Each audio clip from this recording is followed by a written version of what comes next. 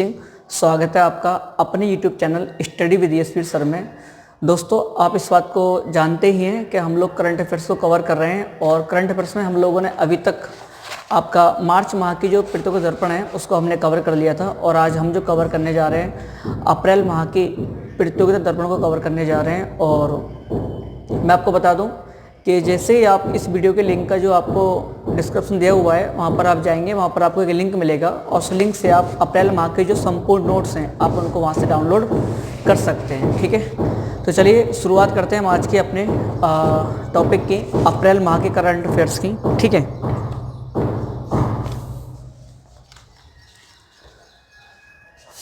तो अप्रैल माह में सबसे पहले मैं शुरुआत कर रहा हूँ आपका राष्ट्रीय घटनाक्रम की।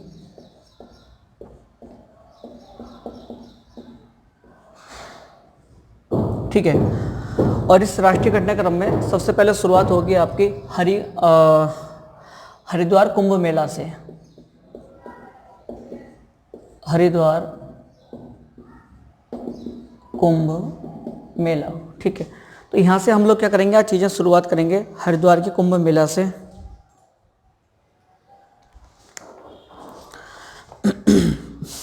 सबसे पहले अगर इस मेले के आयोजन की बात करें तो इसका जो आयोजन हो रहा है वो 1 अप्रैल से आपका 28 अप्रैल 2021। ठीक है, इसकी जो अवधि है कितने समय के लिए है, इसकी अवधि है 28 दिन के लिए है। ठीक है, नेक्स्ट इसमें जो शाही स्नान है, फाइनली जो शाही स्नान अनाउंस किए गए हैं, तो शाही स्नान आपके 3 हैं, 12 अप्रैल, 14 अप्रैल और एक आपका 27 अप्रैल। पहले जो हरिद्वार कुंभ मेले का प्रोग्राम था वो जनवरी से स्टार्ट हुआ था, लेकिन फाइनली उसमें एक शाही स्नान और था। अब लेकिन उसको संशोधित रूप से जब जारी किया गया कार्यक्रम इसका, तो 28 दिन का है और उसमें 3 शाही स्नान है, 12 अप्रैल, 14 अप्रैल और आपका 27 अप्रैल। 12 अप्रैल को जो है आपका वो सोमवती अमावस्या है और इस दिन को आपको वैसाखी है और यहाँ पर आपका चैत्र पूर्णिमा है।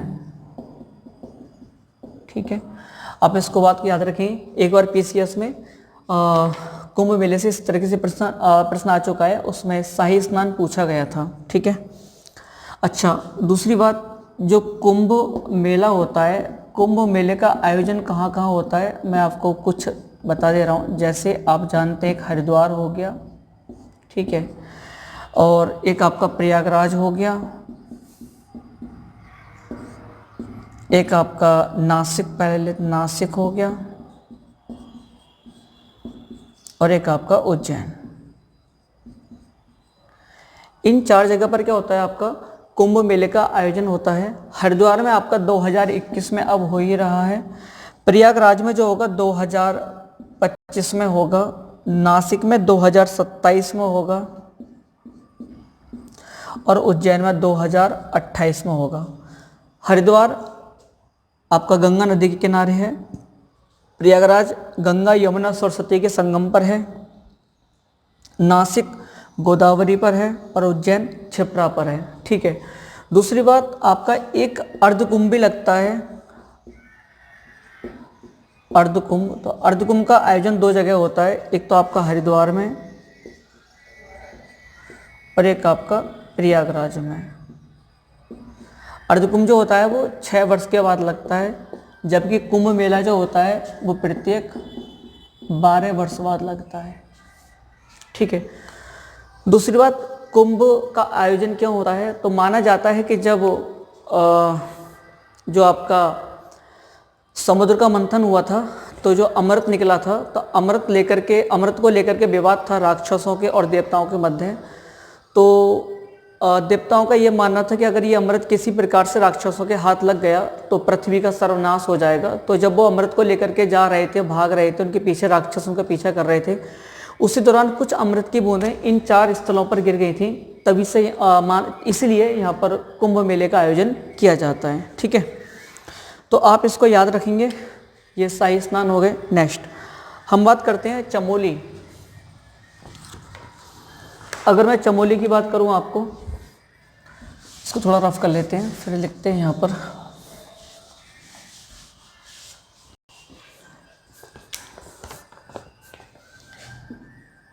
चमोली डिस्ट्रिक्ट है, कहाँ पर? उत्तराखंड में। और यहाँ पर क्या हुआ था, एक ग्लेशियर टूट गया था। ठीक है, ये घटना जो घटित हुई थी आपकी, तो वो हुई थी आपकी 7 फरवरी 2021 को। ठीक है, इस ग्लेशियर टूटने के कारण 3 नदियों में क्या आई थी, बाढ़ आई थी। और ये 3 नदियां कौन कौन सी थी? तो एक थी आपकी धौली गंगा,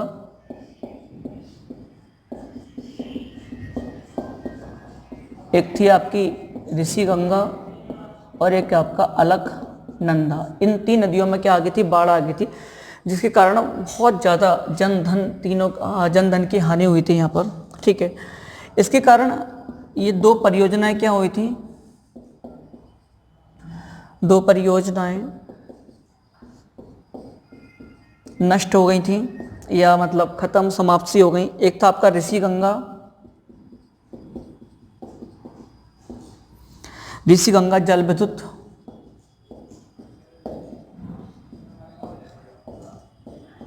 परियोजना, और वहीं दूसरी थी आपकी कौन सी,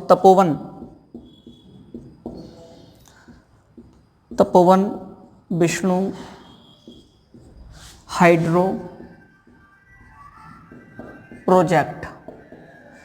ये दोनों बांध थे यहाँ पर, दोनों ही टूट गए, नष्ट हो गए थे। और ये है ना, ठीक है, तपोवन जो थी आपकी 520 मेगावाट विद्युत उत्पादन की क्षमता रखती है, तो ये भी नष्ट हो गई थी। दूसरा, यहाँ पर जो मरने वालों की संख्या थी,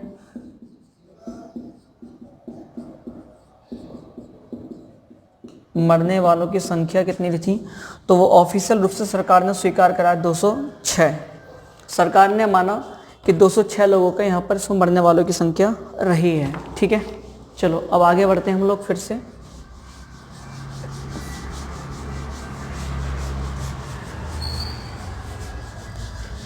अभी हाल में आपके कुछ राज्यों में चुनाव, जैसे अभी पश्चिम बंगाल बहुत ज़्यादा चर्चा में है इलेक्शन को लेकर के, वहाँ पर चुनाव चल ही रहे हैं, आप सब लोग परिचित हैं। आज जो मैं वीडियो बना रहा हूँ, आज आपका तारीख है 15 अप्रैल है आज। तो आप समझ सकते हो 4 चरण पूरे हो चुके हैं पश्चिम बंगाल में, अब तक 5वां चरण प्रारंभ होने जा रहा है। तो कुछ राज्यों में विधानसभा चुनाव का अनाउंस हुआ था, तो वो समझेंगे।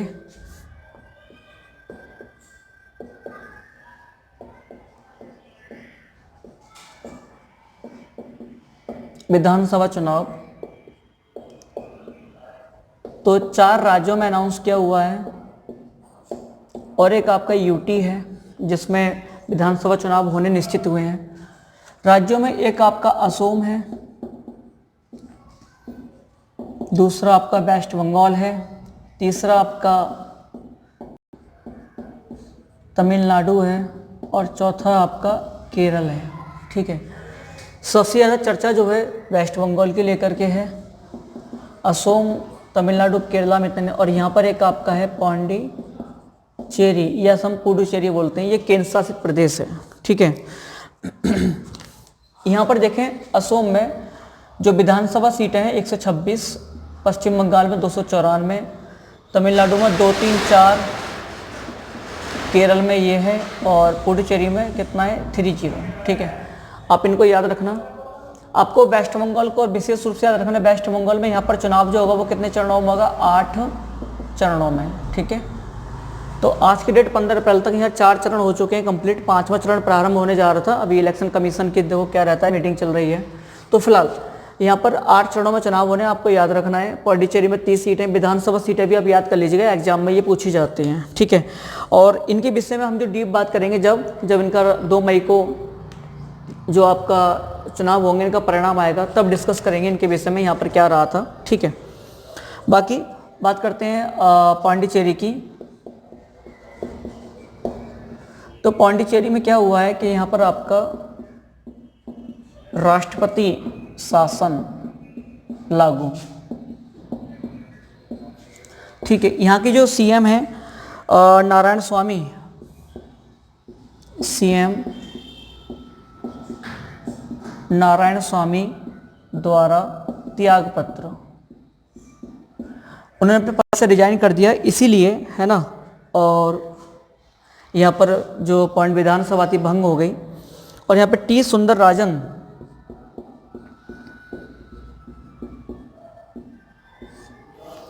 टी सुंदरराजन ये जो हैं तेलंगाना के राज्यपाल हैं। और जब यहाँ पर आपको, इससे पहले मैं आपको बता दूं, यहाँ पर किरण बेदी यहाँ पर पौंडीचेरी की क्या थी, उपराज्यपाल प्रशासक थी, लेकिन उनको हटा दिया गया और तेलंगाना के जो राज्यपाल हैं टी सुंदरराजन, इनके अंडर में पौंडीचेरी कर दिया गया था। तो वर्तमान में यही इसको देख रही हैं, ठीक है। तो इन्होंने क्या करा था, टी सुंदरराजन ने सिफारिश कर दी राष्ट्रपति से राष्ट्रपति शासन की। तो पुडुचेरी में फिलहाल अभी राष्ट्रपति शासन आपका लग गया है, ठीक। चलो आगे बढ़ें हम लोग बिना देर किए। चलो तो आगे बात करते हैं। ये आपके काम का है, यहाँ से जो मैं आपको पढ़ाने जा रहा हूँ, नरेंद्र मोदी स्टेडियम, ठीक है। तो इसकी जो क्षमता है,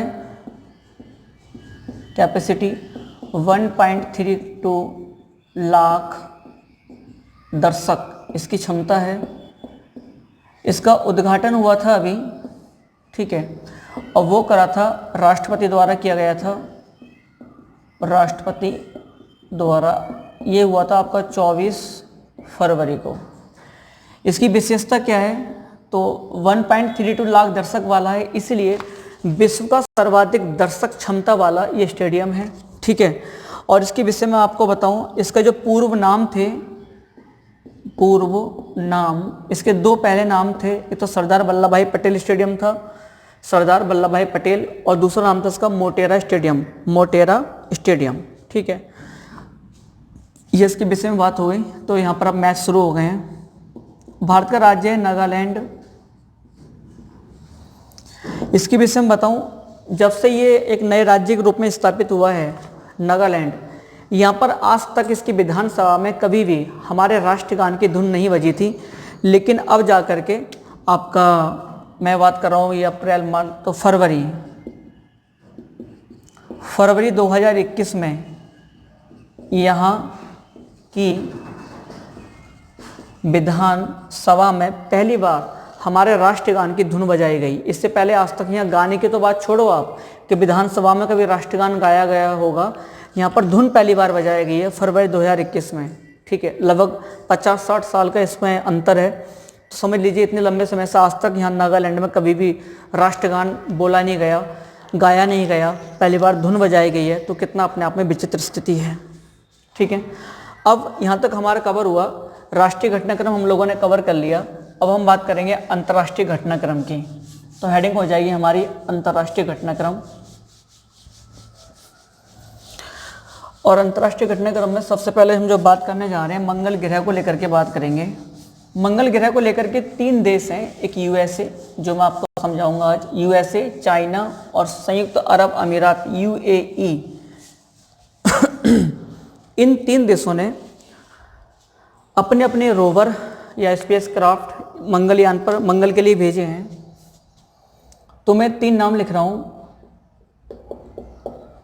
मंगल, आपकी हेडिंग है अंतर्राष्ट्रीय घटनाक्रम। अंतर्राष्ट्रीय घटनाक्रम हम लोग शुरुआत कर रहे हैं सबसे पहले मंगल के अध्ययन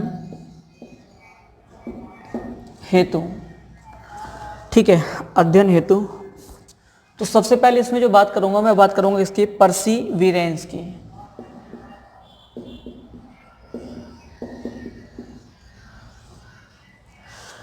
परसीविरेंस ये क्या है? ये नासा के द्वारा बनाया गया एक आपका क्या कहते हैं मार्स रोवर है, जिसको नासा द्वारा तैयार किया गया है। और इसने क्या करा है, मंगल ग्रह पर, जिसे हम लाल ग्रह बोलते हैं, लाल ग्रह पर भेजा। तो आपसे पूछेगा कि परसीविरेंस क्या है, तो आपका हो गया मंगल ग्रह के लिए भेजा गया है एक मार्स रोवर है, जिसे नासा ने क्या करा है, भेजा है, ठीक है। तो मेरी बात समझ गए। नेशनल एयरोनॉटिक्स, नेशनल एयरोनॉटिक्स हो जाएगा आपका, है ना, और and space administration, national aeronautics and space administration full form हो जाएगी। तो मंगल ग्रह पर भेजा गया है। और इसके अलावा इसमें क्या है, ये जो है आपका मुख्य भूमि जो है, अच्छा, इसके भेजने में, इसके निर्माण में मार्स रोवर की मुख्य भूमिका जो निभाई है वो स्वाति मोहन हैं। कौन है? स्वाति मोहन। ये भारतीय मूल की महिला हैं, तो प्रमुख योगदान रहा है इसमें, ठीक है। इसका जो वेट होगा 1025 kg। दूसरा होप, होप का दूसरा नाम है अल अमाल, अल अमाल। ये किसका है? तो यूएई का है, संयुक्त अरब अमीरात का है। होप या अल अमाल की विशेषता ये है कि किसी भी मुस्लिम कंट्री का या अरब देश का पहला मंगल ग्रह के लिए, है ना, स्पेस क्राफ्ट है, ठीक है। इससे पहले किसी भी यूरोपीय अरब कंट्रीज ने, मुस्लिम कंट्री ने मंगल ग्रह के लिए अपना कोई यान नहीं भेजा था, तो इसकी विशेषता है। नेक्स्ट आपका है तीसरा तियानवेन, तियानवेन फर्स्ट। तो ये किसका है? चीन का है, ठीक है। और आप समझ रहे हो ये भी क्या करेगा? मंगल की सतह का अध्ययन करेगा। और ठीक है, तो देखो परसिविरेंस, ये भी मंगल की सतह पर उतरेगा, मंगल की सतह का अध्ययन करेगा। और नियावेन फर्स्ट भी क्या करेगा? मंगल की सतह का अध्ययन करेगा। लेकिन होप या अल अमाल ये सतह पर नहीं जाएगा, ये मंगल ग्रह की जो कक्षा है उसमें जाकर के अध्ययन करेगा, ठीक है। चलो आगे बात करूं मैं नेक्स्ट, तो लोकतंत्र सूचकांक की बात करूंगा।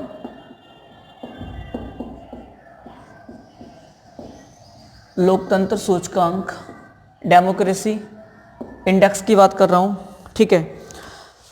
2020 का ये डाटा है जो आपको जारी करा गया है। इसको जारी करता है the economist intelligence unit, the economist intelligence unit Britain की है, उसके द्वारा इसको जारी करा जाता है। इसने कुल मिलाकर के टोटल 167 देशों को अपनी रिपोर्ट में शामिल किया है। और जो इसमें अंक प्रदान किए जाते हैं, जो वैल्यू प्रदान की जाती है, वो आपका 0 to 100 के बीच में प्रदान की जाती है, सॉरी 10 के बीच में, 0 to 10। दूसरा, इसमें जो प्रथम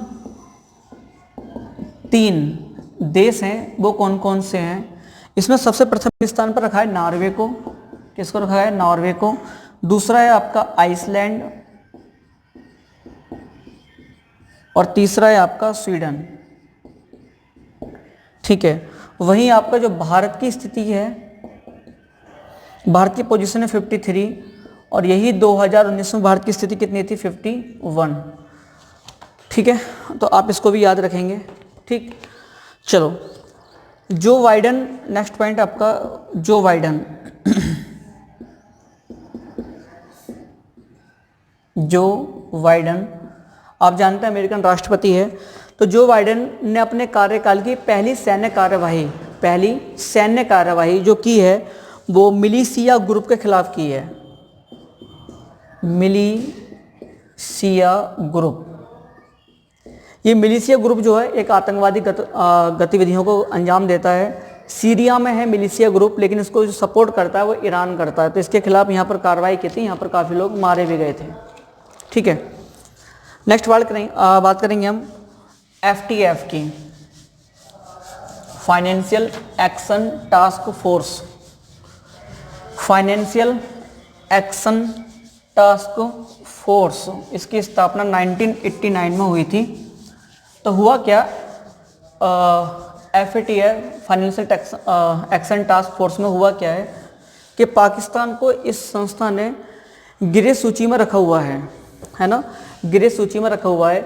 और इसके द्वारा पाकिस्तान को ग्रे सूची में रखने के कारण पाकिस्तान पर बहुत सारे आर्थिक प्रतिबंध लगा दिए गए। इससे पहले कंडीशन ये, हालात ऐसे हो गए थे कि पाकिस्तान को ब्लैक लिस्ट करने जा रहा था, लेकिन इसने कुछ सुधार करे पाकिस्तान 2-4 अपने देश में, तब जाकर इसको अभी फिर से बरकरार इसको ग्रे लिस्ट में रखा है। तो FATF ठीक है, फाइनेंशियल एक्शन टास्क फोर्स है ये।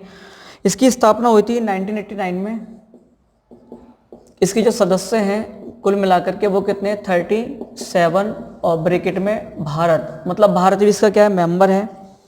इसकी अभी एक बैठक हुई थी, और बैठक कहाँ हुई थी, तो बैठक हुई थी फ्रांस में, मतलब पेरिस में, ठीक है।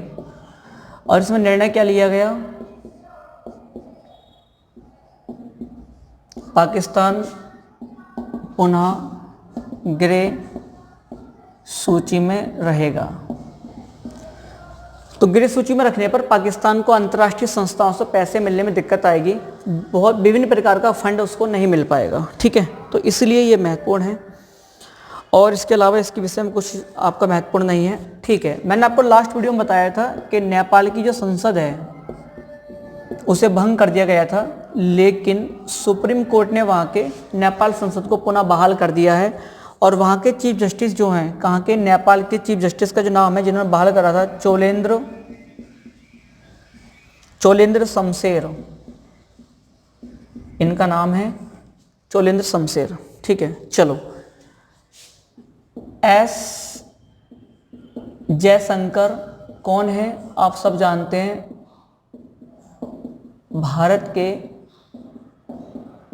विदेश मंत्री।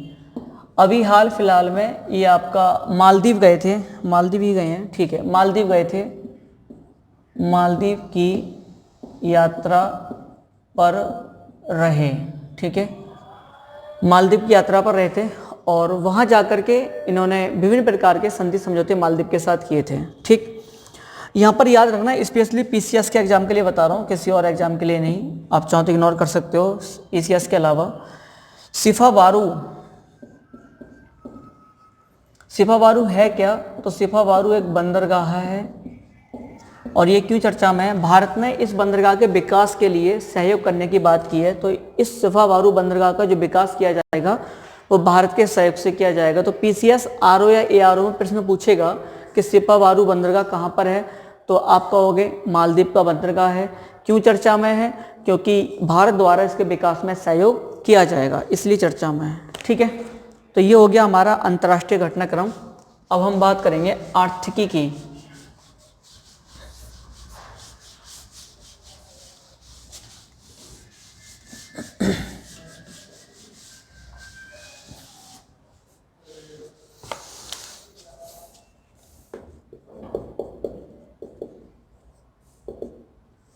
आर्थिकी में बात करूँ सबसे पहले, तो उसमें CECPA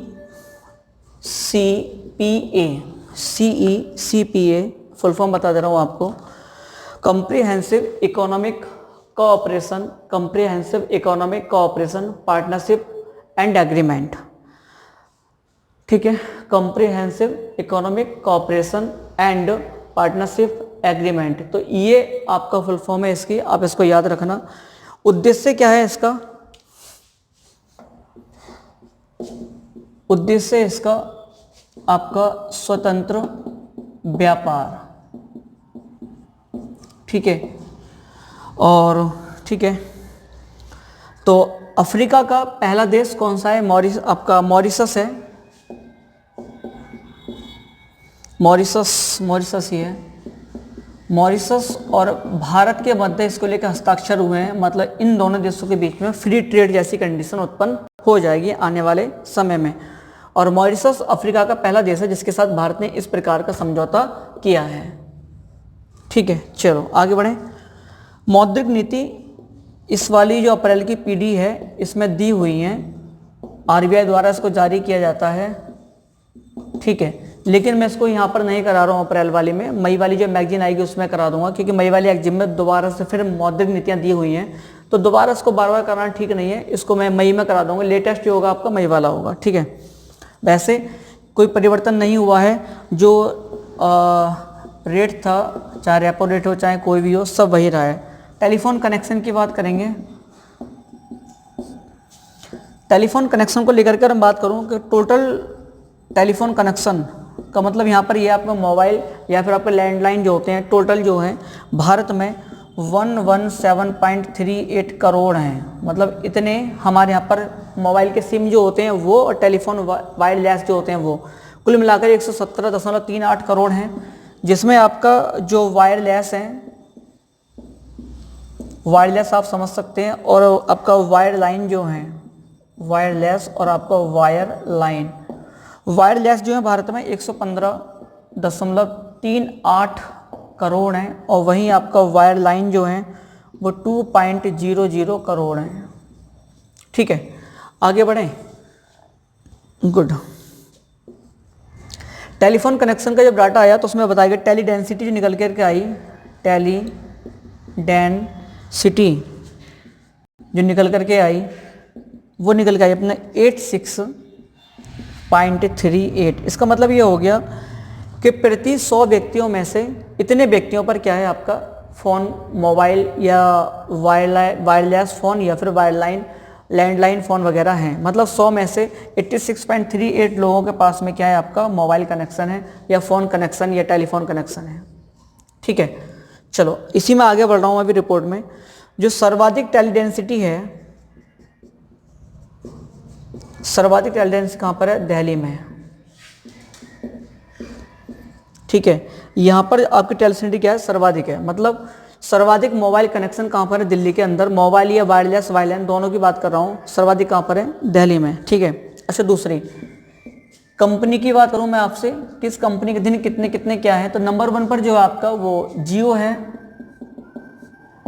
नंबर 2 पर जो आपका वो एयरटेल है, नंबर 3 पर आपका BI मतलब वोडाफोन आइडिया एक साथ आ गई हैं तो वो है, और फिर आपका नंबर 4 पर कौन है? BSNL।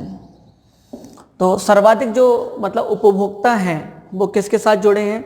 जियो के साथ में। इनकी संख्या है आपका मतलब टोटल का यानी कि 117.38 करोड़ का। ठीक है, 35.43% जियो पे हैं। वहीं एयरटेल के साथ कितने परसेंट हैं? तो 29.36% हैं। VI के साथ कितने हैं? 24.64% है। BSNL लगभग 10% के आसपास है। तो आपको डाटा तो याद नहीं रखना है, आप बस इतने याद रख सकते हैं कि जियो सबसे ज़्यादा उपभोक्ता वाली कंपनी है टेलीफोन कनेक्शन में। नंबर 2 पे एयरटेल, नंबर 3 पे BI, नंबर 4 पर BSNL, और बहुत सारे लोकल हैं उनका हमें नहीं याद रखना है, कोई ज़रूरत नहीं है। ठीक है, आप इसको याद रखेंगे, जो काम का है वही बस। कृषि मंत्रालय के द्वारा अभी हाल ही में है ना अग्रिम अनुमान जारी किए गए हैं कि आने वाले समय में भारत में कृषि उत्पादन कितना रहेगा। तो अच्छी बात यह है कि कृषि मंत्रालय की रिपोर्ट में बताया था कि भारत में लगभग सभी फसलों में जो है आपका उत्पादन क्या हुआ है? बढ़ा है या बढ़ेगा। ठीक है, तो जैसे सर्वाधिक बम्पर जो रहा है आपका चावल में और गेहूं में रहा है कि यहाँ पर बहुत अच्छी पैदावार इस बार हमारे यहाँ पर होने वाली है, तो कोई दिक्कत नहीं होगी। ठीक है, तो ये डाटा है आपका 2020-21 के लिए देश में खाद्यान्न को लेकर के। और ये मैं आपको बता दूं, ये दूसरे अग्रिम अनुमान हैं, दूसरे अग्रिम अनुमान है किसके द्वारा? कृषि मंत्रालय के द्वारा। ठीक है, चलो इसमें बताया गया टोटल जो भारत में खाद्यान्न रहेगा, भारत में टोटल खाद्यान्न जो रहेगा वो रहेगा आपका 303.34 मिलियन टन। ठीक है, इतना रहेगा कि इस वर्ष, इस वित्तीय वर्ष में भारत में जो खाद्यान्न रहेगा वो 303.34 मिलियन टन रहेगा। वहीं 2000 आपका 19-20 में जो डाटा रहा है वो 297.50 मिलियन टन। इसका मतलब ये हो गया कि इस वर्ष जो उत्पादन बढ़ रहा है लगभग 6 मिलियन टन के आसपास में उत्पादन का हुआ खाद्यान्न का बढ़ेगा। इस खाद्यान्न में और खाद्यान्न के अलावा मेरी बात समझना, खाद्यान्न प्लस प्रमुख फसलें किसका कितना उत्पादन रहेगा मैं वो बताने जा रहा हूँ। यहाँ से चावल और गेहूं का हमेशा पूछा जाता है, चावल गेहूं दावल इत्यादि दालों का पूछा जाता है। ठीक है, तो चावल का जो बताया गया है कि चावल का इस बार उत्पादन जो रहेगा वो रहेगा आपका 120.32 मिलियन टन। और पिछली बार के मुकाबले चावल क्या हुआ है? प्लस में हुआ है। मतलब पिछली बार 120 मिलियन टन से कम था, इस बार ज़्यादा हो गया, तो मतलब उत्पादन बढ़ा है। ये मतलब बढ़ेगा जब वो फसल आएगी। तो गेहूं का जो माना गया है वो 109.24 मिलियन टन, ये भी क्या हुआ है, प्लस हुआ है पिछली बार के मुकाबले। वहीं आपका मोटे अनाज जो हैं, मोटे अनाज, टोटल मोटे अनाज बता रहा हूँ, सब मोटे अनाज, टोटल उत्पादन रहेगा 49.36 मिलियन टन, ये भी प्लस में है। ठीक है, दलहन, दालों में दिक्कत आई है इस बार। दलहन का जो डाटा है वो माइनस में गया है, मतलब कम, 24.42 मिलियन टन। तो इसका उत्पादन क्या हुआ है, कम हुआ है। मतलब पिछली बार के मुकाबले इस बार हमारे दालों का उत्पादन क्या होगा, कम होगा। तो पूछेगा आपसे निम्नलिखित में से किसका उत्पादन पिछले वर्ष के मुकाबले इस वर्ष कम रहा, तो दलहन का उत्पादन जो है कम रहा है। और ये वाला डायरेक्टली फिगर पूछ लेता है कितना मिलियन टन इसका उत्पादन रहेगा, ये पूछेगा आपसे। टोटल कितना है ये पूछेगा, 330, लगभग कितना बढ़ गया है, 6 मिलियन टन के आसपास में बढ़ा है, ये सब पूछा जाएगा। आप इसको विशेष रूप से याद रखेंगे। ठीक है, वहीं इसके अतिरिक्त मैं थोड़ा सा चलो और बात करूं, मूंगफली की बात करूं तो मूंगफली का उत्पादन क्या हुआ है, बढ़ गया है 101.4646 मिलियन टन, ये उत्पादन में क्या हुआ है, बढ़ा है पिछली बार के मुकाबले। गन्ना आप याद रखेंगे, खाद्यान्न से अलग फसल है, खाद्यान्न फसल में नहीं आएगा, गन्ना प्रमुख फसलों में आ जाएगा गन्ना। तो गन्ने का उत्पादन जो है आपका 397.66 मिलियन टन गन्ना भारत में रहेगा, ये भी क्या हुआ है, प्लस हुआ है पिछली बार के मुकाबले। और कपास को आप याद रखेंगे, गन्ना भी याद रखना है, कपास का भी डाटा आपको याद रखना है। कपास जो है आपका 3654.44 मिलियन, ये आपका मिलियन लाख टन में होता है, ये किस में आता है, लाख टन, क्योंकि इसकी कपास की गांठें निकल करके आती हैं, गांठों में ये काउंट करा जाता है। ठीक है, तो ये आपको डाटा याद रखना है, जरूर है। अगर आप यूपीपीसीएस देने जा रहे हो तो आपको, या आईएएस का एग्जाम है तो आपको याद रखना पड़ेगा, सेकंड अग्रिम अनुमान है। ठीक है, आपको विशेष रूप से याद रखने हैं। मैं आपको आगे बढ़ ले चलते हैं, टॉपिक को आगे बढ़ा रहे हैं। अब जो मैं आपके सामने टॉपिक लेकर के आ रहा हूँ आर्थिकी में, ये आपका इन्वायरमेंट का भी है और इसे आप अपने इन्वायरमेंट के नोट्स में भी अपडेट कर लेंगे। इसको आप ईवीएस के तौर पर, इन्वायरमेंट एंड इकोलॉजी के तौर पर आप इसको नोट्स में अपडेट करेंगे। ये आपका महत्वपूर्ण डाटा है और अगले 1 साल तक विभिन्न परीक्षाओं में, किसी परीक्षा में पूछा जाएगा। तो है क्या, भारत में भारत में विद्युत उत्पादन, ये जो डाटा है आपका जनवरी 2021 का है, लास्ट का एकदम। तो आपसे पूछेगा कुल कितना उत्पादन हुआ है विद्युत का भारत में। ठीक है, तो इससे पहले, कुल से पहले 2-4 बातें और मैं आपको बताऊं। विश्व में भारत का स्थान, मतलब मैं ये कहना चाह रहा हूं कि संपूर्ण विश्व में विद्युत उत्पादन में भारत का कौन सा स्थान है, तो 3rd स्थान है। यहाँ पर जब 3rd की बात आई तो 1st एंड 2nd की बात करेंगे। 1st जो है आपका वो यूएसए है और 2nd कौन है आपका, चीन। आप इसको विशेष रूप से याद रखें। ठीक है, अब बात करेंगे कुल उत्पादन, मतलब टोटल उत्पादन कितना हुआ है भारत में विद्युत उत्पादन का। इसमें जो डाटा निकल के आया है, इसमें बताया गया कि 377,261, ठीक है, मेगावाट भारत में टोटल विद्युत उत्पादन हुआ है। 377,261 मेगावाट है टोटल, इतनी क्षमता है भारत की। इस वर्ष तक जो डाटा है आपका, इतना उत्पादन भारत का लास्ट जनवरी में कैलकुलेट किया गया है। अब यहाँ से प्रश्न बहुत ज़्यादा बनते हैं, इस बात को आप विशेष रूप से याद रखेंगे। 3,70,261 मेगावाट भारत में विद्युत उत्पादन होता है पर ईयर के हिसाब से। अब ये जो डाटा है आपका, इसमें से अकेला किसका कितना भाग है, मैं वो बताने जा रहा हूँ। यहाँ से आपका बहुत ज़्यादा बनेगा प्रश्न की संभावना। तापीय विद्युत, तापीय मतलब कोयला से बनने वाली विद्युत जैसे, है ना। तो ये जो है टोटल अपने आप में ये कितना है, 100% है। 3,70,261 मेगावाट के अपने आप में 100% है। इस 100% का, यानी कि इसका तापीय विद्युत में कितना परसेंट है, तो 61.5, अर्थात टोटल का 61.5% जो है इसका किससे निकलता है, विद्युत में तापीय से, विद्युत से होता है। दूसरा जल विद्युत, तो जल विद्युत आपका कितना, 12.2%। तीसरा है आपका नाभिकीय विद्युत, ये बहुत ज़्यादा महत्वपूर्ण है, विश्वास कीजिए। ये नाभिकीय वाला तो सबसे ज़्यादा महत्वपूर्ण है। यानी कितनी बार पीसीएस की परीक्षा में पूछा गया है कि कितना, ये हमेशा 2% के आसपास रहता है। अगर आपको कभी डाटा याद ना आए तो याद रखना, ये हमेशा 2% के आसपास है। और इस बार जो आपका 1.8% रहा है, ठीक है। और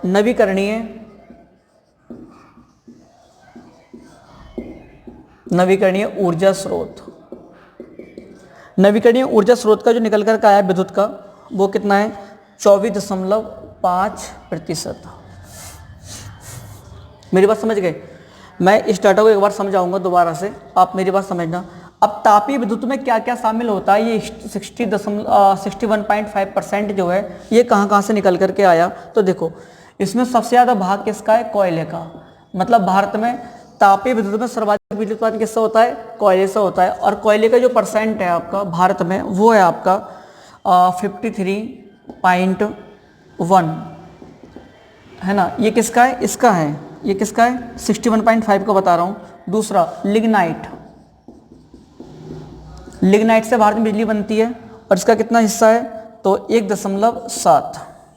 थर्ड नंबर पर मैं लिखा हूँ गैस, गैस का कितना परसेंट है? 6.6, ठीक है। और डीजल, डीजल से कितना बनता है आपका? तो 0.1। मेरी बात समझना। अब मैं इसको राउंड ऑफ फिगर दोबारा बता रहा हूँ। विश्व में भारत का स्थान 3rd है, प्रथम यूएसए का है, 2nd चीन का है। भारत में कुल विद्युत उत्पादन जो होता है वो ये होता है, और इतने मेगावाट बिजली हम इन 4 क्षेत्रों से उत्पादित करते हैं, तापीय से, जल से, नाभिकीय से, और किससे? आपका नवीकरणीय से। तापीय विद्युत में 4 चीज़ें शामिल होती हैं, कोयला, लिग्नाइट, गैस और डीजल, ठीक है। तो तापीय का सर्वाधिक जो भाग है वो किससे? कोयला से, 53.1। लिग्नाइट का कितना है? 1.7। गैस का कितना है? 6.6। और डीजल का 0.1। तब आता है आपका जल, आपका ये फ्री है। अब आपसे प्रश्न यहाँ से बहुत सारे पूछेगा कि भारत में कुल विद्युत क्षमता कितनी है? टोटल ये है। जल का कितना परसेंट है? ये है। नाभिकीय ऊर्जा सबसे ज़्यादा पूछी जाती है, इसको मैं लिख दे रहा हूँ, मोस्ट इंपोर्टेंट है आपका। और नवीकरणीय कितना है? इतना है। फिर पूछेगा तापीय विद्युत में सर्वाधिक हिस्सेदारी किसकी होती है? तो आप कहोगे कोयले की। फिर पूछेगा नंबर 2 पर लिग्नाइट, नंबर 3 पर गैस, नंबर 4 पर डीजल। तो पूछेगा कि तापीय विद्युत उत्पादन में गैस का लगभग कितना हिस्सा है? तो 6.6, ठीक है। तो ये डाटा आपको विशेष रूप से याद रखना है, आप इसको ना भूलें, ठीक है। चलो आगे बढ़ रहे हैं। मूडीज एक रैंकिंग प्रदान करने वाली संस्था है। मूडीज जो विभिन्न अर्थव्यवस्थाओं को रैंकिंग प्रदान करती है विश्व में, और इन अंतर्राष्ट्रीय संस्थाओं का बड़ा ही रोल होता है। तो मूडीज ने जो बताया है, ये बताया कि भारत में, मैं भारत के विषय में बता रहा हूँ, भारत में 2021-22 में 2021-22 में विकास दर जो रहेगी वो 13.7% रहेगी। कब? 21-22, आप इसको याद रखेंगे, ठीक है। चलो अब लास्ट में जो मैं आपको बताने जा रहा हूँ ये बहुत महत्वपूर्ण है, कच्चा इस्पात या क्रूड स्टील की बात कर रहा हूँ। कच्चा इस्पात उत्पादन, ये अंतर्राष्ट्रीय डाटा आपके अभी आया है, तो उसको मैं आपको बता रहा हूँ कि इसमें ये बताया गया कि प्रमुख उत्पादक, आप इस चीज़ को, है ना, अपनी ज्योग्राफी के नोट्स में मैं ऐड करेंगे क्योंकि ये काफ़ी महत्वपूर्ण है, ये पूछे भी जाते हैं। तो सर्वाधिक जो विश्व का कच्चा इस्पात का उत्पादन करता है या क्रूड स्टील का उत्पादन करता है वो चीन करता है। नंबर 2 पे कौन करता है? भारत करता है। नंबर 3 पे कौन करता है? जापान। और नंबर 4 पे कौन करता है? रूस। भारत में इस बार जो उत्पादन हुआ है पूरे विश्व का इतने % करता है, ठीक है। पूरे विश्व का जो कच्चा इस्पात उत्पादन होता है, कच्चे इस्पात का, उसका टोटल 10.6 कौन करता है? भारत उसको उत्पादित करता है, ठीक है। तो आप इसको डाटा को बेसिस बिल्कुल, है ना, महत्वपूर्ण तरीके से याद रखेंगे, इसे आप नहीं भूलेंगे। मैं आगे बढ़ रहा हूँ और अब हम बढ़े नवीनतम सामान्य ज्ञान की ओर। तो बात करेंगे नवीनतम सामान्य ज्ञान की, और नवीनतम सामान्य ज्ञान में सबसे पहले मैं बात करूंगा चंडी प्रसाद मोहंती की।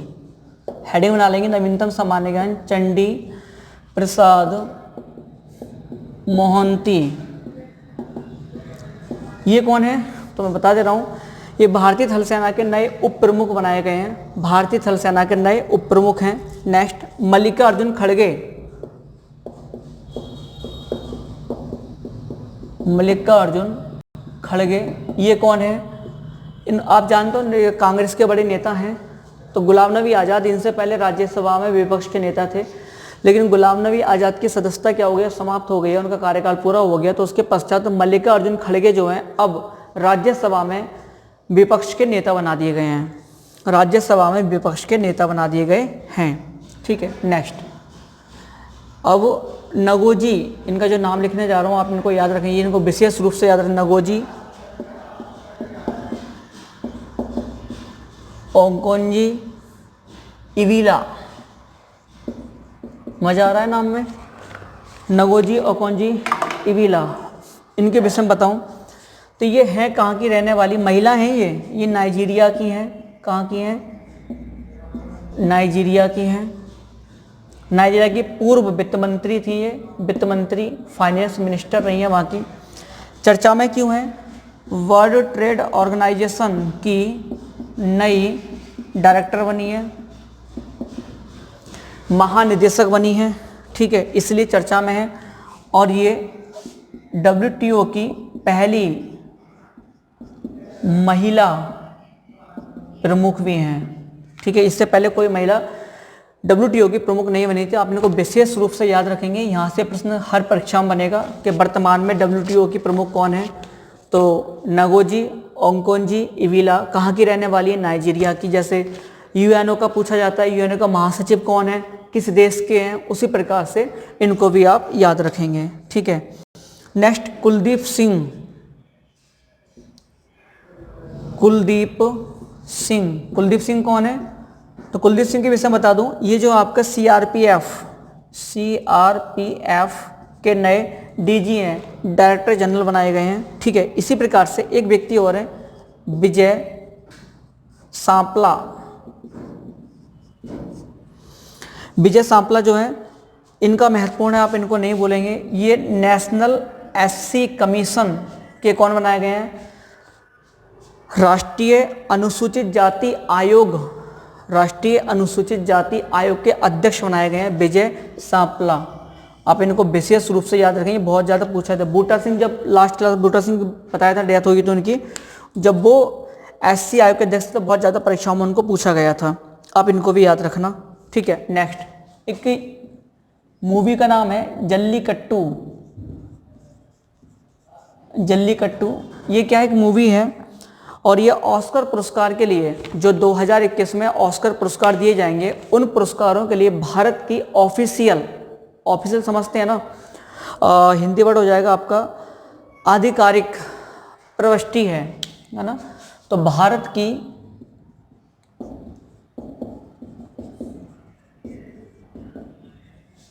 आधिकारिक प्रविष्टि मतलब ऑस्कर पुरस्कार के लिए, ऑस्कर पुरस्कारों की होड़ जो लगी रहती है, उसमें बहुत सारे देश अपनी फिल्मों को भेजते हैं। तो भारत ने इस फिल्म के लिए भेजा कि हम अपने देश की तरफ से इस फिल्म को भेज रहे हैं, इसको ऑस्कर मिलना चाहिए। अब वो बात अलग है कि जो 15 15 फिल्मों की सूची थी, उसमें जल्लीकट्टू को शामिल नहीं किया गया, यानी कि ये बाहर हो गई आपकी। और जल्लीकट्टू जो आपकी मलयालम फिल्म है, और ये क्या हुआ है? बाहर हो गई है। तो आप इसको याद रखेंगे। ठीक है, एक और है नटखट। नटखट मूवी है ये भी, और ये विद्या बालन के नेतृत्व में, विद्या बालन के प्रोडक्शन मतलब निर्माता के रूप में, विद्या बालन के दौरान निर्माता के रूप में उनकी पहली फिल्म कौन सी? नटखट। और इसको ऑस्कर जो पुरस्कार है उनकी होड़ में शामिल कर लिया गया है, और इसको शामिल करा गया है ऑस्कर हेतु आपका लघु फिल्म की श्रेणी में, लघु फिल्म श्रेणी में इसको शामिल। अगर ये मूवी अगर पुरस्कार जीतती है तो याद रखना बहुत सारे परीक्षाओं में प्रश्न यहाँ से बनेंगे, नटखट से और जल्लीकट्टू, आपको दोनों ही याद रखनी है। ठीक है, चलो, सिनेमा से संबंधित अभी एक नए मतलब एक पुरस्कार दिए गए हैं, गोल्डन ग्लोब पुरस्कार। और गोल्डन ग्लोब पुरस्कार से विभिन्न परीक्षाओं में प्रश्न पूछे जाते हैं, मुख्य रूप से PCS परीक्षाओं में गोल्डन ग्लोब पुरस्कार से प्रश्न आते हैं, तो आप इसको याद रखेंगे।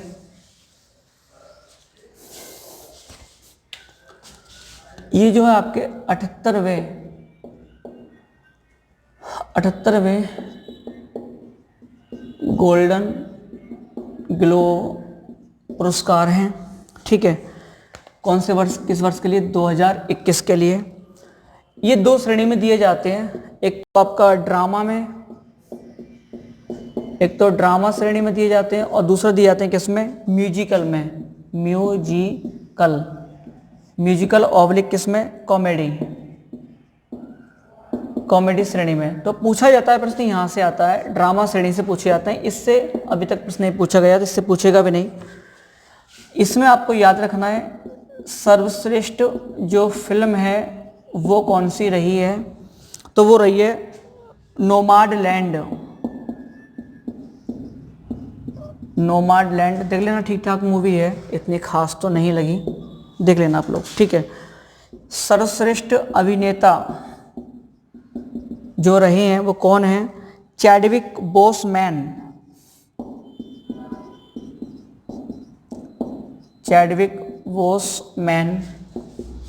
और सर्वश्रेष्ठ अभिनेत्री जो है वो कौन है? आंद्रा डे। अब म्यूजिकल में अलग दिए जाते हैं तो वो हमें याद नहीं रखने हैं, लेकिन निर्देशक के तौर पर भी पुरस्कार पूछा जाता है। निर्देशक वो दोनों ही श्रेणी में एक ही दिया गया है, एक ही व्यक्ति को मिला है, क्लो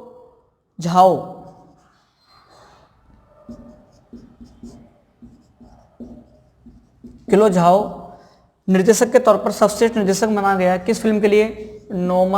नोमाडलैंड के लिए इन्हें मिला ये। ठीक है, नवीनतम सामान्य ज्ञान को आगे बढ़ा रहे हैं। चलो, ये काफ़ी काम की चीज़ है आपकी। Femina miss India 2020। ठीक है, इनको याद रखना। इसकी जो विजेता है फेमिना मिस इंडिया 2020 की विजेता कौन है? तो मनासा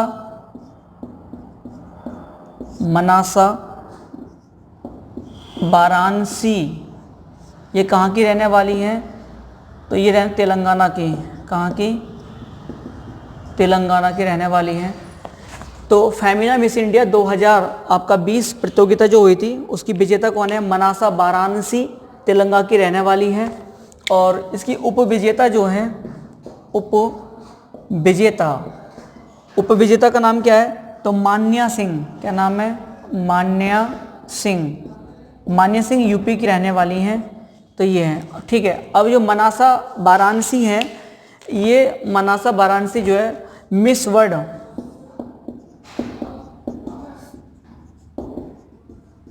प्रतियोगिता में क्या करेगी? ये पार्टिसिपेट करेगी। मिस वर्ल्ड प्रतियोगिता में मनासा वाराणसी क्या करेगी? पार्टिसिपेट करेंगी। ठीक है, ये हो गया आपका, ये इतनी कहानी आपके समझ में आ गई। ठीक, चलो अब बात करता हूँ मैं प्रमुख दिवस। कौन कौन से इंपॉर्टेंट डेज हैं, आप उन दिनों को याद रखेंगे। ठीक है, प्रमुख दिवस कौन कौन से हैं?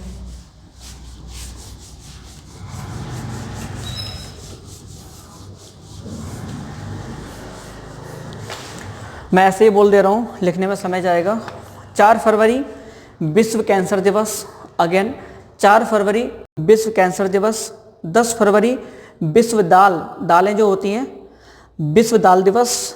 11 फरवरी इंटरनेट सुरक्षा दिवस, इंटरनेट जो होता है मोबाइल वगैरह, इंटरनेट सुरक्षा दिवस। 13 फरवरी विश्व रेडियो दिवस, रेडियो। 14 फरवरी सब परिचित हैं, वैलेंटाइन डे।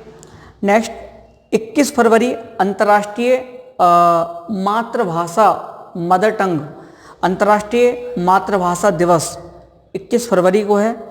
24 फरवरी केंद्रीय उत्पाद शुल्क दिवस भारत में मनाया जाता है। 24 फरवरी केंद्रीय उत्पाद शुल्क दिवस। और 28 फरवरी राष्ट्रीय विज्ञान दिवस। 28 फरवरी राष्ट्रीय विज्ञान दिवस। सीवी रमन, जिन्होंने आपका रमन प्रभाव खोजा था, उनके लिए इसे दिया जाता है, उनके द्वारा 28 फरवरी 1928 में पहली बार उनको रमन प्रभाव दिया गया था, तो इसीलिए 28 फरवरी को राष्ट्रीय विज्ञान दिवस के रूप में मनाया जाता है।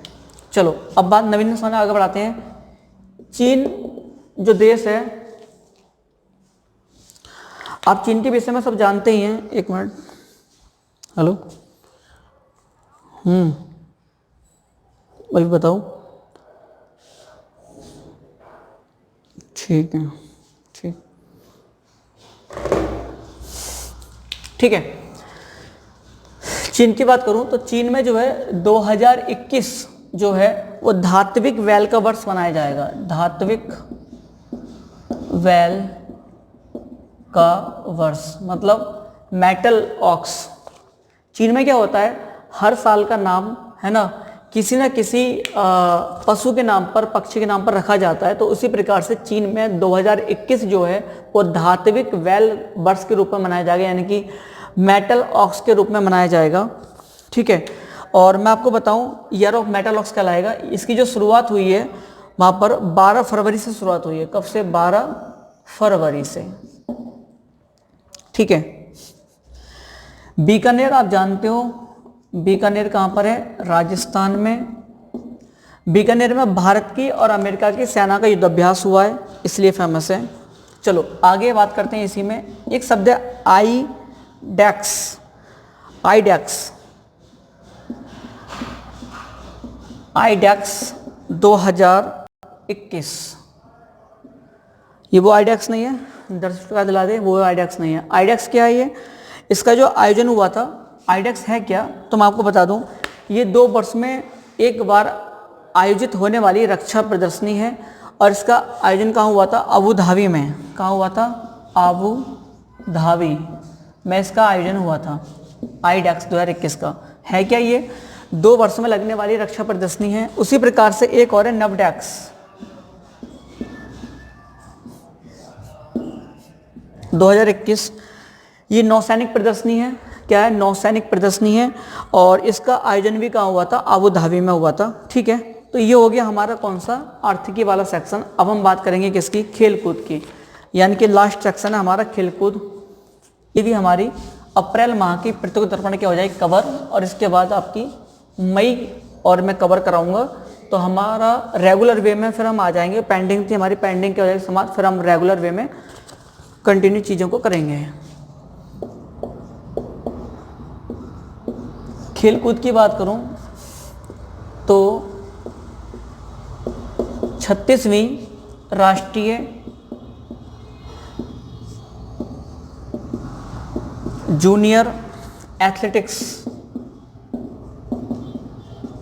एथलेटिक्स चैंपियनशिप 2021 कहाँ हुई है? इसका आयोजन कहाँ हुआ था? तो हुआ था गुवाहाटी में। कहाँ पर है? असम में है गुवाहाटी। और जो उसमें टॉप राज्य रहा था वो कौन सा रहा था आपका? हरियाणा। कौन सा रहा था? हरियाणा। ठीक है। इसी प्रकार से आगे बढ़े खेलकूद में। एक महिला का नाम है गुडाफ सेगाय। गुडाफ सेगाय जो है इसका संबंध है इथियोपिया से। इथियोपिया की महिला धावक है। कौन है? महिला धावक। तो गुडाफ सेगाय इथियोपिया की महिला धावक है। इसने 1500 मीटर इंडोर प्रतिस्पर्धा में विश्व रिकॉर्ड बनाया है। और मात्र 3 मिनट 53.09 सेकंड में, है ना, इसने क्या कराया आपका? ये इस 1500 मीटर की रेस को जीता है। तो ये अपने आप में विश्व रिकॉर्ड बनाया। इससे पहले 3 मिनट 53 के कुछ और सेकंड था, यहाँ पर ये था। तो इस रिकॉर्ड को तोड़ दिया इन्होंने। ठीक है। चलो आगे बढ़ रहा हूँ मैं। नेक्स्ट आपको बता रहा हूँ आगे। आईसीसी आप जानते हो, आईसीसी अंतर्राष्ट्रीय क्रिकेट परिषद है। आईसीसी के द्वारा पहली बार 2021 से प्रति माह पुरस्कार दिया जाएगा। मतलब ये इससे पहले वार्षिक पुरस्कार देता आईसीसी, लेकिन अब इसने पर मंथ के हिसाब से पुरस्कार देने का अनाउंस किया है। तो इसका जो आईसीसी है ना, तो इसका जनवरी माह सर्वश्रेष्ठ खिलाड़ी पुरस्कार, मैंने लिखा है जनवरी माह सर्वश्रेष्ठ खिलाड़ी पुरस्कार। ठीक है, आप इसको समझ लीजिएगा थोड़ा सा। तो जो पुरस्कार जो प्रारंभ हुए हैं ये वाले, ऐसा इससे पहले मैंने कहा नहीं मिलता था। पहली बार जनवरी 2021 में दिया गया। और जो प्राप्त हुआ है पुरुष में, है ना, पुरुष में किसको मिला है? तो इंडियन प्लेयर्स कौन है? ऋषभ पंत, किसको मिला है? ऋषभ पंत को मिला है। वहीं आपका महिला में किसको मिला है? शबनम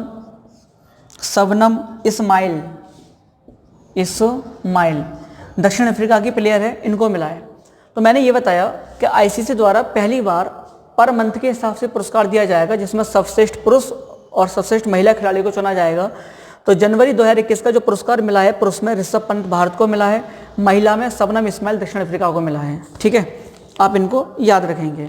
बस 2-4 पॉइंट और हैं, उसके बाद हमारी दर्पण भी क्या हो जाएगी, कवर हो जाएगी। चलो उनको भी पढ़ के समाप्त करते हैं, खेल कूद निपटा देते हैं हम भी।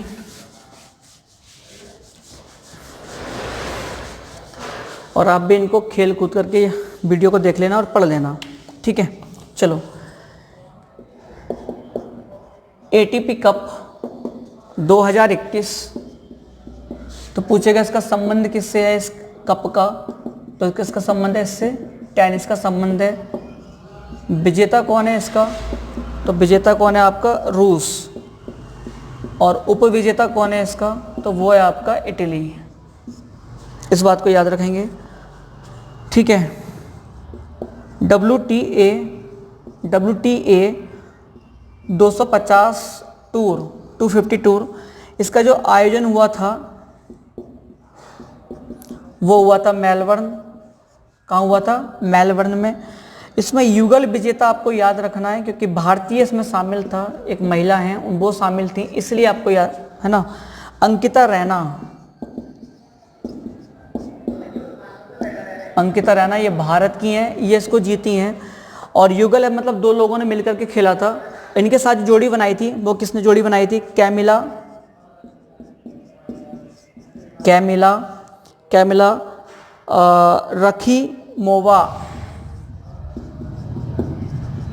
रखीमोवा, ये रूस की हैं, इन्होंने मिलकर जोड़ी बनाई थी। तो WTA 250 टूर को युगल विजेता कौन है? भारत की अंकिता रैना और रूस की कैमिला रखीमोवा, इन्होंने जीता है। ठीक है, और नेक्स्ट आगे बढ़ते हैं। अब जो मैं आपको खेल कूद में पढ़ाने जा रहा हूँ वो काफ़ी महत्वपूर्ण है, आप उसको विशेष रूप से याद रखेंगे।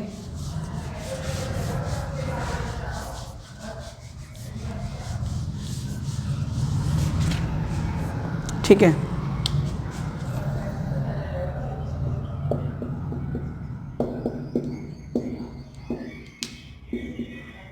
ऑस्ट्रेलियाई ओपन 2021 जो ग्रैंड स्लैम होते हैं, सबसे पहला आयोजन किसका होता है? ऑस्ट्रेलिया ओपन का ही होता है। ठीक है, इसका जो आयोजन हुआ था, मतलब कहाँ पर ये इनका आयोजन हुआ था? तो हुआ था आपका मेलबर्न। कब हुआ था? फरवरी 2021 में हुआ था। ठीक है, नेक्स्ट पुरुष एकल का विजेता कौन था? यहाँ से प्रश्न बहुत पूछता है, याद रखना, ये पूछा भी जाएगा। आप कोई भी एग्जाम दे रहे हो, A to Z, group D से लेकर के IAS तक का किसी भी एग्जाम में आप जाओगे, यहाँ से पूछेगा पुरुष एकल के विजेता और उपविजेता। तो पुरुष एकल का विजेता जो है वो कौन है? नोवाक जोकोविच, बहुत बड़े खिलाड़ी हैं नोवाक जोकोविच, और ये कहाँ के रहने वाले हैं? सर्बिया के। ठीक है, दूसरा उपविजेता कौन है? तो डैनिल मेदवेदेव। तो आप नाम से समझ गए होंगे ये नाम कहाँ पर है? रूस में। तो ये कहाँ के रहने वाले हैं? रूस के। नेक्स्ट महिला, ये तो पुरुष एकल था, अब बात करें महिला एकल की। तो महिला एकल की जो विजेता हैं और उपविजेता हैं उनको हमें जानना है। महिला एकल की विजेता जो है वो है नाओमी ओसाका, ये बहुत बड़ी खिलाड़ी हैं। अब Serena Williams, Maria Sharapova, Venus Williams के बाद अब बड़ा नाम जो है किसका है? नाओमी ओसाका का है। नाओमी ओसाका ये जापान की हैं। और उपविजेता इन्होंने किसको हराया था? तो इन्होंने हराया था जेनिफर ब्रेडी, ये कहाँ के हैं? USA की रहने वाली हैं, इनको इसने हराया था। ठीक है, नोवाक जोकोविच का ये तो था आपका टोटल 18वां ग्रैंड स्लैम था, और ऑस्ट्रेलियन जो था इनका शायद आई थिंक 4था 5वां था। ठीक है, तो आप इसको याद रखेंगे, ये आपका बहुत ज़्यादा मोस्ट इम्पॉर्टेंट है आपका किसी भी परीक्षा के लिए, आप इसे बिल्कुल नहीं भूलेंगे, ठीक है। बस 1-2 पॉइंट और हैं और उसके बाद ये दर्पण आपकी ख़त्म हो रही है। फिर आपकी ड्यू जो है चल रही है मई की और हो जाएगी, फिर हम रेगुलर वे में आ जाएंगे, यानी कि जुलाई की मैगजीन जो है आपको टाइम पर मिल जाएगी, वो लेट नहीं होने की आपकी बिल्कुल भी। जिस दिन मार्केट में आएगी उसी दिन उसकी वीडियो मैं बना करके अपलोड कर दूंगा हर कीमत पर, ठीक है। तो मैं बात करूं आपसे 82वीं सीनियर राष्ट्रीय चैंपियनशिप 2021 की बात कर रहा हूं। इसका जो बस आपको याद है ना आयोजन कहाँ हुआ था, तो उसका आयोजन हुआ था पंचकुला। पंचकुला कहाँ पर है? हरियाणा में, बस इतना याद रखना है। अजय सिंह एक नाम है, अजय सिंह कौन है? भारतीय मुक्केबाजी जो महासंघ है उसके अध्यक्ष इनको दोबारा से बनाया गया। अजय सिंह भारतीय मुक्केबाजी जो संघ है उसके दोबारा से अध्यक्ष बने हैं, बस आपको इतना याद रखना है। नेक्स्ट और लास्ट 32वें ओलंपिक 32वें ओलंपिक कहाँ होने जा रहे हैं? तो ये होंगे आपके टोक्यो में। कहाँ होंगे? आपके टोक्यो में, जापान। इनका आयोजन होगा आपका 23 जुलाई से लेकर के 8 अगस्त 2021, ठीक। ये हो गया हमारा अप्रैल माह का दर्पण वाला का सेक्शन कंप्लीट, ठीक है। वैसे मैं कोशिश करता हूँ शुरू में अच्छा लिखने की, राइटिंग ठीक ठाक है मेरी, ऐसी बात नहीं है, लेकिन लास्ट आते मन करता है बस, है ना, फास्ट हो जाता है चीज़ें, थोड़ा सा राइटिंग गड़बड़ा जाता है। तो हमने अप्रैल माह की करंट अफेयर्स को आज कवर कर लिया। मई माह करंट अफेयर्स में आपको अगले 1 या 2 दिन में आपको वीडियो अपलोड कर दूंगा। नोट्स तैयार है, बस उसका समय निकाल कर उसको अपलोड करना बाकी है, बनाना है बस यूट्यूब पे वीडियो को, बाकी सब कुछ तैयार है।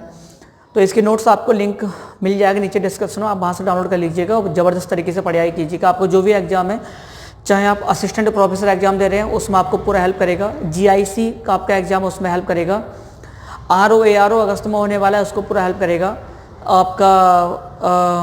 एक आपका जूनियर एडिट वाला जो टीचर का एग्जाम होने वाला है 18 अप्रैल को डेट थी, उसकी कैंसिल हो गया और डेट आगे गई है, उसमें तो बहुत ज़्यादा हेल्प करेगा आपको। प्रॉपर देख लेना, करंट अफेयर सारी की सारी यहीं से मिल जाएगी आपको। PCS प्रॉपर आपको काम करेगा। तो अगले और आपके वनडे एग्जाम जो भी हैं उन सभी में यहाँ से प्रश्न पूछे जाएंगे। तो जो भी परीक्षा आपके आने वाले समय में आयोजित होंगी उन सभी के लिए बहुत ज़्यादा महत्वपूर्ण होगा। चलिए मिलते हैं नेक्स्ट वीडियो के साथ में, मई माह की करंट अफेयर्स के साथ में। धन्यवाद।